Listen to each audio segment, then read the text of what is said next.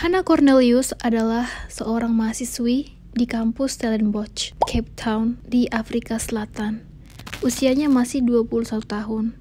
Dia lahir di tanggal 12 Februari 1996. Jadi di tanggal 26 Mei 2017, dia mengundang temannya Cheslin Mars, berusia 22 tahun, untuk mengadakan nari-nari, pesta-pesta gitu. Mereka nari bersama sambil dengar musik dan juga makan Domino's, sejenis makanan kayak pizza gitu.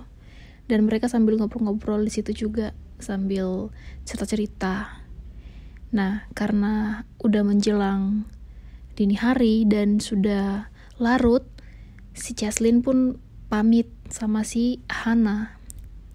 Dia bilang, itu kan di tanggal 27 Mei-nya 2017 jam 3 pagi. Dia pamit, tapi Hannah menolak. Hannah bilang itu lokasinya bahaya, rawan kriminal. Jadi karena Hannah itu khawatir, dia menawarkan agar mengantar si Cheslin saat itu. Karena Cheslin kan tadinya mungkin mau naik kendaraan umum atau dengan berjalan kaki. Sementara Hannah punya mobil Volkswagen warna biru. Jadi dia berniat untuk mengantar temannya itu. Nah, saat sudah diantar, mereka tiba di lokasi kediaman si Cheslin Mars. Nah, saat sudah tiba di parkiran, ada 4 orang di dalam gambar ini sedang ada di tempat itu juga saat itu. Jadi di tempat ini ada yang bernama Julius dan Whitboy. Karena mereka melihat 2 orang di dalam mobil itu, mereka mengatakan kita punya rencana. Jadi rencananya ya rencana jahat, karena sudah melihat ada orang dalam mobil. Si Julius dan Whitboy saat itu bilang kita rampok aja mereka lalu kita kabur. Itu rencana mereka. Jadi mereka datang nyamperin mobil itu dengan menggedor-gedor kacanya, karena mereka kan masih di parkiran, masih di depan gitu. Tertangkap CCTV. Lalu mereka dibajak mobilnya. Sementara Hannah ini bersikeras untuk tinggal di mobil dan tidak mau keluar dari mobil. Kan biasa kan kalau orang perampok gitu pasti setelah barang dikasih mereka kabur, bawa semua gitu. Tapi sementara si Hannah bertahan di dalam mobil itu. Nah, karena sudah dilakukan kekerasan dengan cara mukul dan menodongkan obeng, pisau lipat. Jadi si Cheslin saat itu ngangkat tangan, nyerah lah gitu kan. Dia diseret waktu itu dengan ditodongkan juga pisau lipat itu ke dadanya dia. Nah, dikeluarkanlah si Cheslin ini dari mobil itu. Cheslin ini usianya masih 22 tahun ya saat itu. Jadi dia dikeluarkan, dia dimasukin ke dalam bagasi mobil itu. Sementara Hannah kan gak mau tetap di mobil. Dan si pelaku ini mengambil HP-nya dan juga tas tentengnya Hannah. Sementara barangnya si Cheslin itu ada HP, dompet, ransel, dan anting. Setelah itu mereka membawa mobil itu ke tempat pom bensin, karena di situ kan ada ATM. Jadi mereka tertangkap CCTV juga di situ.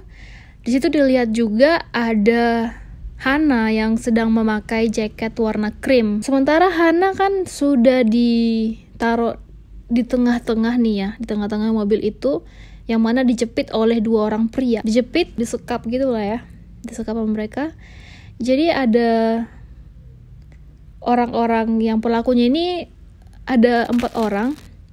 Namanya itu Geraldo Parson, 27 tahun, Vernon Whitboy, 33 tahun, Eben van Niekerk, 28 tahun, Nashville Julius, 29 tahun. Nah, saat si pelaku ini mau ngambil uang ke ATM karena sudah diberi PIN oleh korban mereka, ternyata si Cheslin ini tidak memberikan PIN yang benar. Jadi itu membuat si pelaku ini geram, murka. Dia pun kesal dan marah kepada si Cheslin, lalu memukuli si Cheslin dengan batu. Dipukuli dengan batu dan ditinggal di situ aja, dibiarkan Kalau feeling mereka sih itu sudah mati lah, karena sudah dipukulin batu gitu, sudah dihajar habis-habisan babak belur. Sampai waktu itu si Cheslin kehilangan pendengaran di satu telinganya karena habis serangan itu, karena menerima serangan itu. Jadi dia ditinggal di lokasi tersembunyi gitulah, yang jarang orang lihat. Sementara si Hana, dia menolak untuk keluar dari mobil. Dia tetap di mobilnya itu, nempel aja gitu di kursi. Nah, waktu si Parson ini nyetir, tiba-tiba si Vernon menawarkan kondom, ya kan? Dia bilang, kata si Hana, dia setuju kita memerkosa dia. Nah, setelah itu kita tinggalin ya, ini pakai kondom, katanya gitu. Nah, itu si Parson katanya bingung, si Vernon dapat kondom dari mana, dia nggak tahu gitu. Karena kata mereka si Hana ini minta tolong, kalian boleh memerkosa aku, tapi tolong biarkan aku hidup, katanya gitu. Nah, Parson Witbooi Van Niekerk, pelakunya itu pun tinggal 3 ya, karena waktu itu kan ada 4 orang. Setelah mereka diserang itu, si Julius langsung meninggalkan tempat itu. Karena dia nggak mau lebih, dia hanya mau merampok aja, dia nggak mau lebih-lebihnya itu kayak lebih ekstrim lagi. Nah, tinggallah si Parson Witbooi dan Van Niekerk.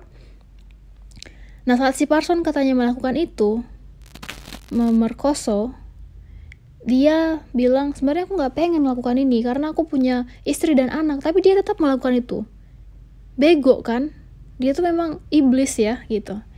Sementara si Van Niekerk saat itu, karena si Hana itu sudah gak mau keluar, dia langsung menikam pakai pisau lipatnya dia. Ditikam 2 kali di lehernya. Gila gak sih? Aduh, sakit banget pasti. Sedangkan si Witbooi, setelah dia sudah lemas, ditaruhlah dia di atas sebuah batu. Nah, diambil batu gede, dilempar, dijatuhin ke kepalanya. Bisa ngebayang gak? Batu segede ini jatuh ke atas kepala dia, di sebelah kiri. Nah, itu dari pernyataan mereka. Jadi di jam 5.30 sampai jam 6 pagi, mereka bergerak dari Stellenbosch ke Kraaifontein. Jadi mobil si Hana ini sudah dibawain sama pelaku itu. Nah, katanya juga, jadi mereka nggak tahu ya, ternyata Cheslin yang saat itu ditinggal udah, setahu mereka sudah mati, ternyata waktu itu si Cheslin ini survive. Dia ternyata masih hidup. Kata si Cheslin saat itu, di saat dia mau dilempar batu gitu sama pelaku, dia bilang, dia kan tahu ini saat-saat terakhirnya aku pasti mati di tempat ini. Terus dia katanya berdoa di dalam hatinya itu, dia minta kepada Tuhan agar dia diberikan hidup gitu. Nah, itu kata dia sempat berdoa saat itu dan minta diampuni dosa-dosanya. Nah, dari keterangan para pelaku ini, di jam 6 sampai jam 7.30 mereka kan ada juga dicek gitu ya, perjalanan mereka kemana aja, ada saksi juga yang melihat. Jam 6 sampai 7.30 mereka pergi ke Bottle-Ray Road, di jalan Bottle-Ray. Di situ mereka juga melakukan aksi di sana. Ada di jam 1 siangnya itu mereka sedang mengincar mangsa yang baru. Jadi tertangkap sama Brackenfell CCTV. Di lokasi itu kebetulan ada wanita yang sedang keluar. Mereka mengambil uang si cewek ini sekitar $160 saat itu di situ. Nah, sudah itu karena wanita ini mau menyerahkan itu dan mereka meninggalkan wanita itu gitu, mereka kabur. Jadi ngambil duitnya doang. Bahkan ada juga seorang wanita lagi yang lain yang dilakukan kayak gitu juga. Itu adalah aksi dari si Parson dan Witbooi saat itu. Jadi sudah mereka berdua tinggal membajak dan merampok 2 wanita lainnya. Nah, karena mobil ini sudah hilang, mobil si Hana. Jadi polisi sedang gesit mencari mobil itu saat itu. Kan ada mobil yang bisa dilacak dengan kecepatan tinggi. Kebetulan polisinya itu, pengawasnya itu sedang mengecek mobil-mobil itu gitu, dan dia melihat mobil ini dalam kecepatan tinggi di jalan saat itu. Itu mobil Volkswagen yang sedang diburu, mobil biru itu. Di jam 2 siang, polisi pun mulai beraksi untuk menangkap mereka. Saat sudah ketahuan, ada saksi mata yang melihat, melaporkan gitu bahwa orang yang sudah ada di sini, mobilnya di sini. Mereka pun meninggalkan mobil itu lalu kabur, lari ke sana kemari, dan setelah itu mereka tertangkap. Jadi kata si Wee-boy sama Julius, dan mereka hanya ingin merampok, tidak untuk memerkosa dan membunuh. Katanya sebelum mereka melakukan aksi bejat mereka terhadap Hana, yaitu ditinggalkan di kebun anggur dalam kondisi tidak bernyawa.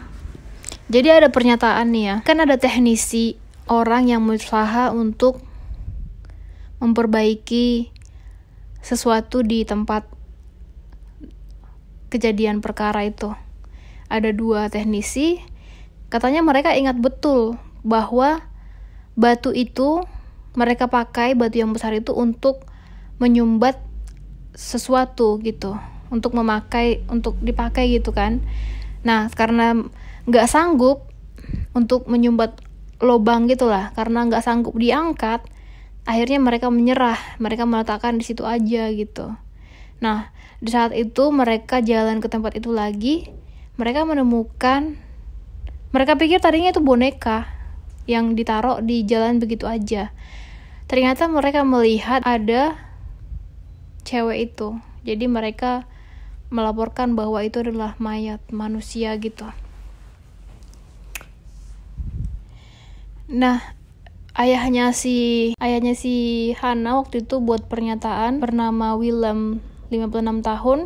Jadi dia juga sempat frustasi ya, sedih. Keluarga mereka itu semuanya sedih karena dengan kehilangan Hana itu sudah kayak kehilangan nyawa mereka juga gitu. Bahkan istrinya si Willem atau ibunya dari Hana ditemukan ngapung di lautan Scarborough di tanggal 25 Maret di tahun 2018. Kalau kata orang dia itu bundir, tapi pernyataan suaminya itu bilang itu bukan bundir, itu karena dia sudah kehilangan pikiran, konsentrasi, dia sudah kayak orang yang linglung sejak kehilangan putrinya. Bahkan dia sudah nggak sanggup untuk melakukan apapun dengan benar gitu. Jadi itu kayak semacam accident, kecelakaan lah sama istrinya. Dan ada adiknya si Hana saat itu yang mengidap autis. Sampai sekarang adiknya itu nyari-nyariin kakaknya. Dia nggak tahu apa yang terjadi. Dia nanyain orang tuanya mana Hana, dan orang tuanya, ayahnya hanya bisa bilang kata-kata yang kayak bisa diserap oleh anaknya itu. Dan juga mereka mengadakan aksi untuk mengumpulkan dana buat donasi, yang mana duit itu akan disalurkan kepada orang-orang yang terlibat kasus bejat seperti itu, kasus pemerkosaan. Dan Jaslyn, temannya itu, sejak itu dia ganti jurusan.